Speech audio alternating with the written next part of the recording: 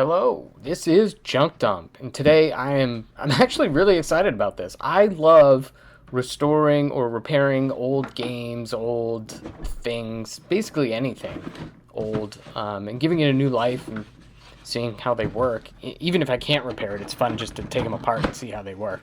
So today I'm going to be working on a Twirl O Paint game. This is from Ohio Art back in the 90's.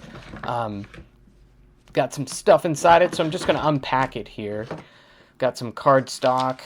You can see some stands. And here's the unit itself. Throw that box out of the way. And looks like a picture frame for displaying some of your art. This is great. Here's some instructions. It says 1990. So this one's from 1990. Or they're around. Man, I thought it was going to be older. But still cool. And still going to fix it. So somebody dropped this off to me and said it didn't work. So we're going to take it apart, see what makes it tick, and see if I can't fix it. Well, I'm not going to need any of the cardstock. But we'll pull this over. Get rid of the bottles. That's where you're going to keep the paint. This is a great toy for kids, but I have a feeling parents aren't going to like it too much. The cleanup looks like it's going to be extensive.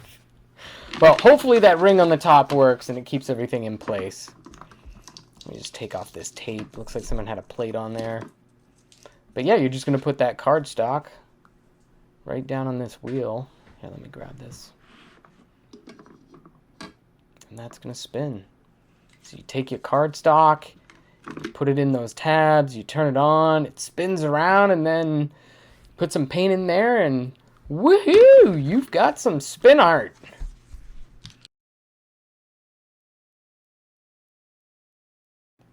Let me just pop these batteries out. Oh man, it looks like they are really well secured. Back in the 90's, they really didn't want their batteries falling out.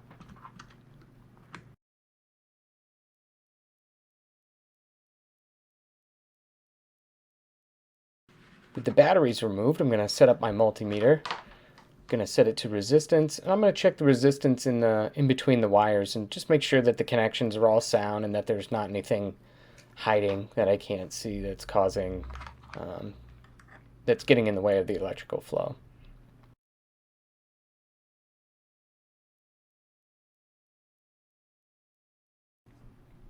Now, it looks like there's some tiny screw/bolts that are holding this down. The heads don't appear to be big enough for me to get a socket on, so I'm just going to use needle nose pliers and crank them out.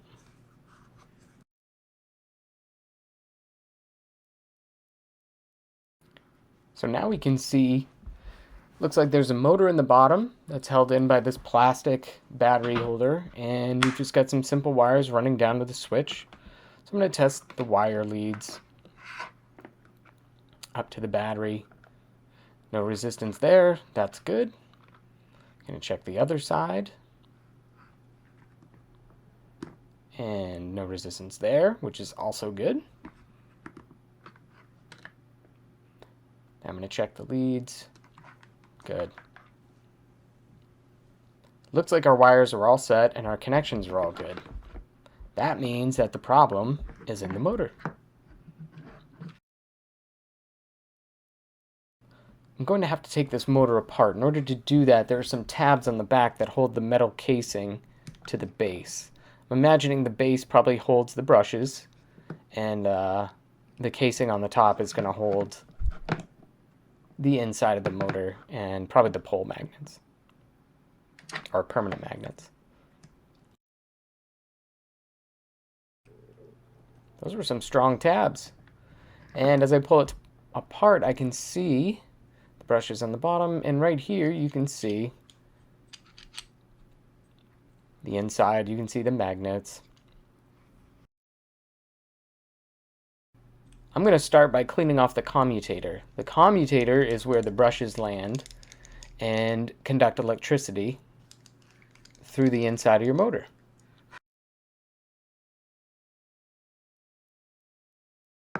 Now I'm going to concentrate on the brushes here. These are very delicate brushes. They're just little tabs. But they do look a little dirty, so I'm going to clean those up. I'm going to use a Q-tip to clean out the pilot bushing in the back.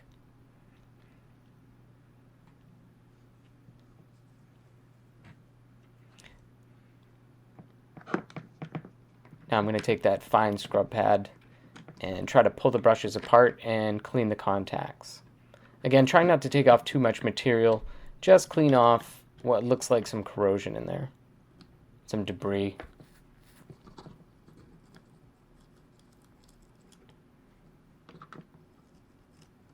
So I'm holding the brushes open and I'm giving them a light cleaning.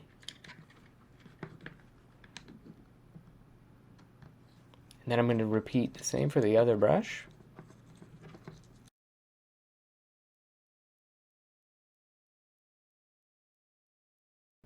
Now I'm going to grab some grease.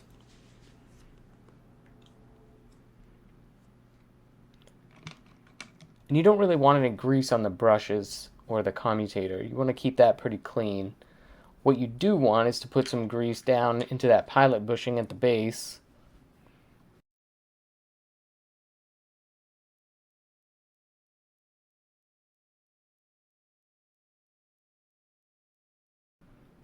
Now I'm going to gently put this back together. Just trying to get that shaft into that pilot bushing without getting any grease on the brushes.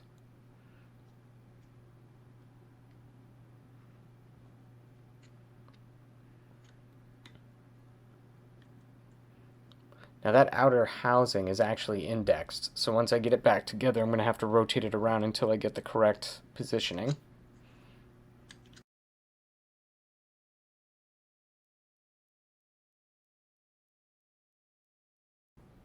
There, now the housing is all indexed. Now I'm going to add a little more grease to the back of that bushing. And then I'm going to pack that grease down inside with my finger.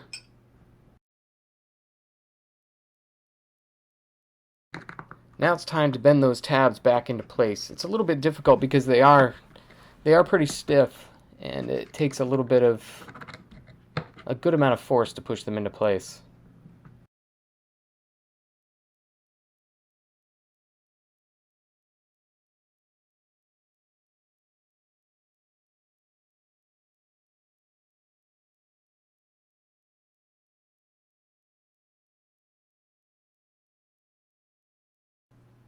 Now it's just time to put everything back together.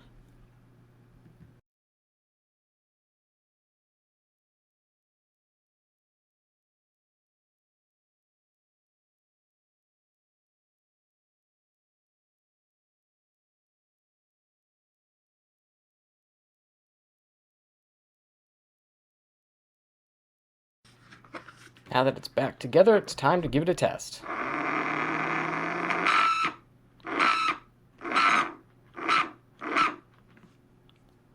And it's a little bit noisy, so I'm going to put a little bit of grease on the top housing.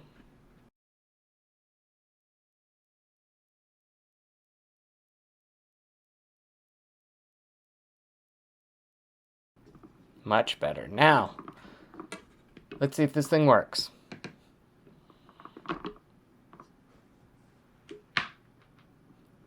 All right. Well, this is fantastic. So instead of this sitting in a landfill or being recycled, now another generation of kids can use it and make some paint art. Hopefully they have fun with it. I know I have, putting it back together. Thanks for watching Junk Dump. This has been a Twirl O Paint by Ohio Art from back in the 90s. Check out my channel for more restorations, repairs, and some other random stuff. Thanks for watching.